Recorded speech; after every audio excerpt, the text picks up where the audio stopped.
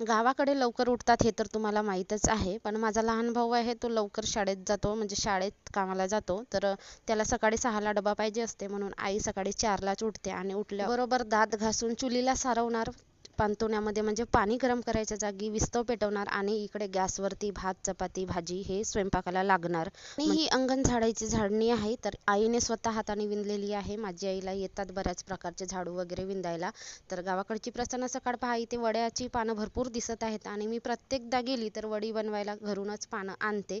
तर हे तुम्हाला लाकडांची सरण दिसते, तर हे जडण आहे चुलीमध्ये लावायचं. आणि आईकडे दोनदा चपात्या होतात, एकदा फक्त डब्यासाठी आणि नाश्त्यासाठी. तर घरी 3 बाई आहे, त्यामुळे नाश्त्यासाठी चपात्याच करावी लागते आणि दुपारच्या जेवणाला मग आई 10-10:30 वाजले वगैरे गरमागरम चपात्या तिला करून देते. असं कोणाच्या आईला कामं होत नसतील, पण माझ्या आईला भरपूर कामं उरतात. सकाळी 4 पासून कामं होतात तर रात्रीचे 10-10:30 वाजतात तिला